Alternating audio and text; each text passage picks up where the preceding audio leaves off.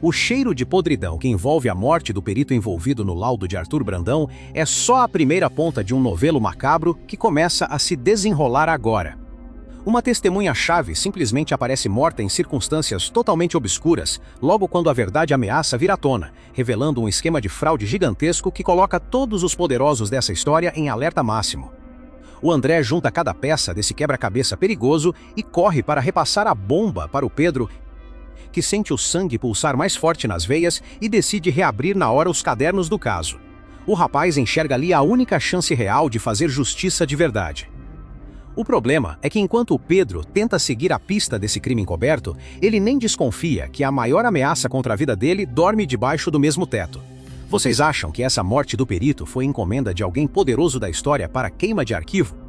Escreve a sua teoria aqui nos comentários, porque eu quero saber se você também pegou esse rastro. Aproveita que estamos investigando cada detalhe dessa podridão para se inscrever no canal, deixar seu like e ativar o sininho, porque cada capítulo traz uma nova prova que muda todo o jogo. A Bruna atinge o ápice de uma loucura obsessiva calculada com precisão fria, pronta para qualquer atrocidade só para fechar o cerco em volta do marido. Vendo que o Pedro está totalmente focado em resolver seus mistérios e cada vez mais distante, essa mulher simplesmente engole uma quantidade cavalar de remédios para dormir, criando uma cena grotesca de overdose simulada. O silêncio sepulcral no quarto de casal se quebra quando Pedro encontra a esposa totalmente desacordada na cama e entra num pânico de cortar o coração. O rapaz carrega o corpo dela nos braços, trêmulo, chorando de puro remorso, achando que a culpa de tudo é dele. E é aqui que tudo sai do controle, porque quando ela finalmente acorda no hospital, usa a fragilidade da saúde de forma chantagista para fazer o rapaz se sentir um lixo e jurar que nunca mais sai do lado dela. A Bruna usa o próprio corpo como armadilha psicológica só para impedir que ele chegue perto da Adriana. Agora me diz, vocês acham que um homem acorrentado pela culpa consegue raciocinar e ver o nível de manipulação sociopata ao seu redor? Como você agiria se descobrisse que a pessoa ao seu lado simulou a própria morte para te controlar?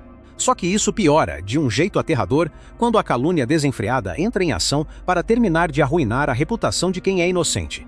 A Bia e o Mau, agindo como verdadeiros abutres da discórdia, saem espalhando pelos cantos a mentira venosa de que o Pedro e a Adriana vivem um romance secreto e proibido.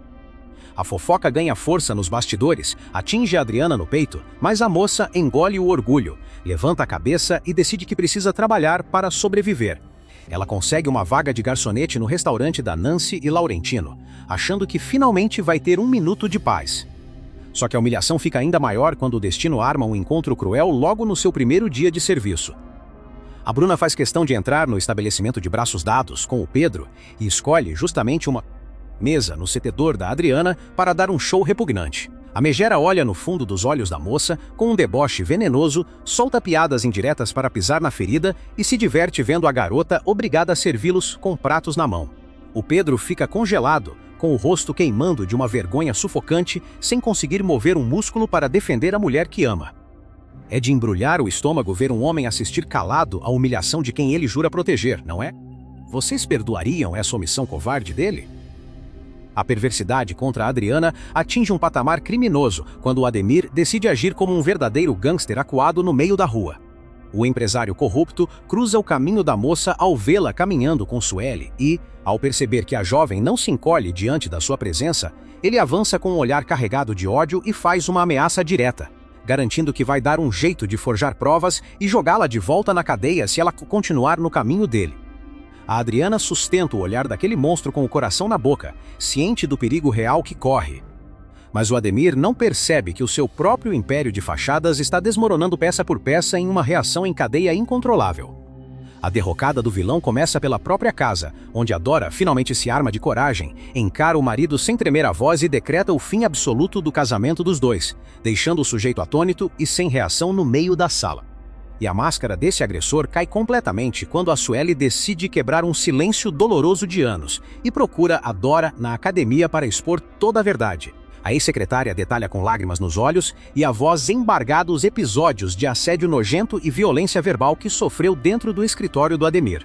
A atmosfera do ambiente fica denso, tomado por um sentimento coletivo de revolta indescritível. O problema é que alguém escuta tudo, e o Ademir tenta interceptar a Sueli para coagir e calar a ex-funcionária mais uma vez.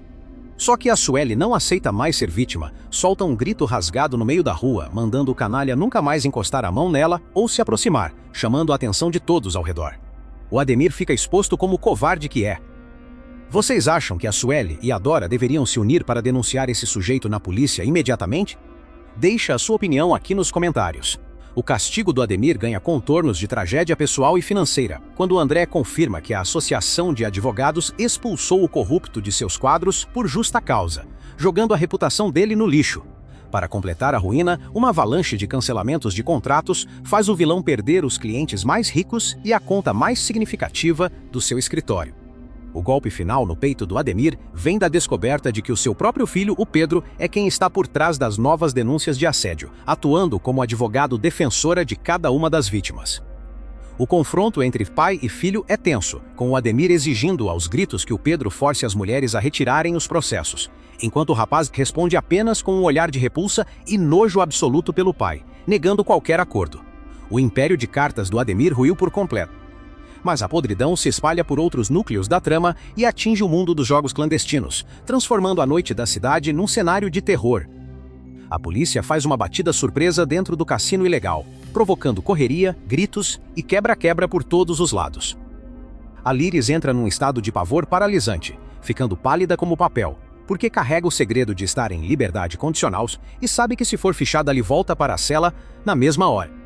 O desespero da moça faz ela se agarrar ao Ulisses, implorando por ajuda com o olhar aterrorizado. O Ulisses, que já estava com a corda no pescoço por ter perdido fortunas na mesa de jogo e acumulado dívidas impagáveis, consegue puxar a Liris pelo braço e escapar pelos fundos antes que os policiais fechem o cerco. O problema é que o vício e as dívidas transformam o Ulisses num homem sem escrúpulos dentro da própria família. Pressionado por agiotas, ele invade a joalheria, encara a própria sobrinha Ingrid com um deboche agressivo e exige ter acesso ao caixa e aos livros contábeis do negócio. A humilhação que a Ingrid passa no meio da loja é brutal, exigindo que a Pilar intervenha para evitar uma agressão física entre os dois. Para piorar a situação, o Ulisses joga combustível na fogueira ao apoiar abertamente o Tiago, afirmando que o jovem tem todo o direito de fiscalizar a empresa e tirar a Ingrid do comando. A joalheria vira um campo de minado familiar. Me conta aqui, o Ulisses merece ser expulso da família por colocar o vício acima dos próprios parentes? Em paralelo a todo esse caos, o passado bate à porta com uma carga emocional devastadora no restaurante do Joel. O Otoniel caminha pelo local até que seus olhos travam no retrato de Francesca pendurado na parede. A reação do homem é imediata e alarmante. O sangue foge do seu rosto, a respiração trava e ele quase desmaia na frente de todos, precisando se segurar com força em uma mesa para não cair no chão. Ele disfarça a comoção dizendo ao Joel que teve uma queda brusca de pressão, mas a tempestade interna é evidente. Mais tarde, ele chama a Elisa e revela a verdadeira identidade de Francesca, fazendo a garota paralisar num silêncio carregado de choque e incompreensão ao perceber os segredos que cercam sua origem. Para fechar o círculo dessa teia de tensões, o jantar de César e Bia vira uma arena de acusações quando a Brigitte e o Rafael se sentam à mesa. A Bia, descontrolada de ciúmes, destila veneno do início ao fim da refeição, encarando Brigitte com um ódio mortal e destruindo qualquer clima romântico. Só que a bomba relógio continua correndo nos bastidores. Enquanto Ademir articula uma cilada contra Adriana, a Bruna planeja sabotar o próprio tratamento médico para se manter doente e segurar o Pedro para sempre. A guerra está declarada e o próximo capítulo promete ser um massacre emocional sem precedentes. Quem você acha que roda primeiro nessa história? Escreve a sua aposta nos comentários, compartilha esse vídeo com todo mundo e se inscreve no canal para não perder a investigação dos próximos acontecimentos.